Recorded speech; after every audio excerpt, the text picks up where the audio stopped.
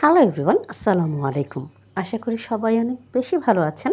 আলহামদুলিল্লাহ, আমিও ভালো আছি। আজকে আমি শেয়ার করতে যাচ্ছি আপনাদের সাথে খুবই টেস্টি এবং সিম্পল বিফ চাউমিন। তাহলে কথা না বাড়িয়ে শুরু করছি।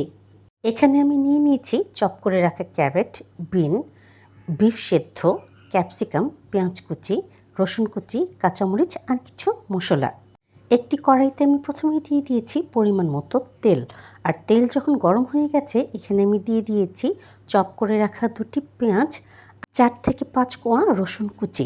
আমি এই পেঁয়াজ আর রসুন কুচি একটু ভেজে নিচ্ছি।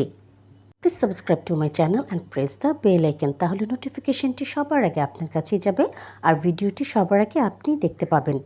পেঁয়াজ আর রসুন যখন ভাজা হয়ে গেছে, এখানে আমি দিয়ে দিয়েছি 1 কাপ পরিমাণে কুচি করে রাখা গাজর। যেহেতু গাজর একটু শক্ত সবজি হয়ে থাকে, তাই প্রথমে আমরা ভেজে নিচ্ছি গাজর। গাজর একটু ভাজা হয়ে আসার পরে এখানে আমি দিয়ে দিচ্ছি লং বিন। এই লং বিন দেওয়ার পরেও আমি মিনিটখানেক ভেজে নিচ্ছি।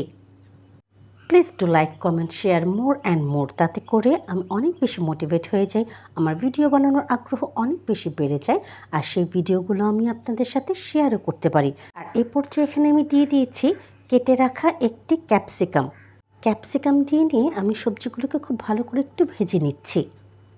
সবজিগুলো যখন একটু ভাজা হয়ে আসবে, এই পর্যায়ে এখানে আমি দিয়ে দিচ্ছি পরিমাণ মতো লবণ। এবার খুব ভালো করে সবজির সাথে লবণগুলোকে মিশিয়ে নিচ্ছি। আর এই পর্যায়ে এখানে আমি দিয়ে দিচ্ছি 1 কাপ পরিমাণে সেদ্ধ করে রাখা বিফ। এই বিফগুলো আমি আদা, রসুন ও লবণ দিয়ে সিদ্ধ করে নিয়েছিলাম। বিফ খুব সুন্দর করে সবজির সাথে মিশিয়ে নিয়ে এখানে আমি দিয়ে দিচ্ছি পরিমাণ মতো কাঁচামরিচ। এখানে আমি ঝালের জন্য 3 থেকে 4টি কুচি করে রাখা কাঁচামরিচ ইউজ করেছি।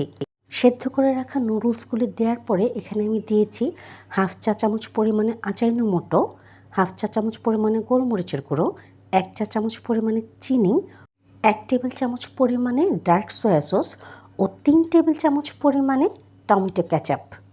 এবার সবগুলো উপকরণ খুব ভালো মতো মিশিয়ে নিচ্ছি।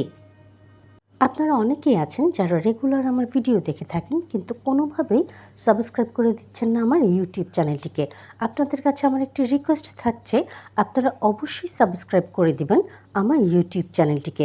আর যারা পেজের থেকে দেখছেন তারা অবশ্যই ফলো করে দিবেন তিন্নাস কিচেনকে।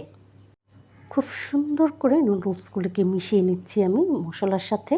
আর এই নুডলস বা যে কোনো চাইনিজ খাবার কিন্তু হাই হিটে করতে হয়। যে চুলার ফ্লেম কোনোভাবেই লো করা যাবে না। চাইনিজ খাবারগুলো মূলত করতে হয় মিলিটারি হিটে, মানে সবসময় এই খাবারগুলো হাই হিটে করতে হয়। কথা বলতে বলতে কিন্তু আমার বিফ চাউমিন রেডি হয়ে গেছে। এবার আমি আপনাদেরকে সার্ভ করে দেখাচ্ছি।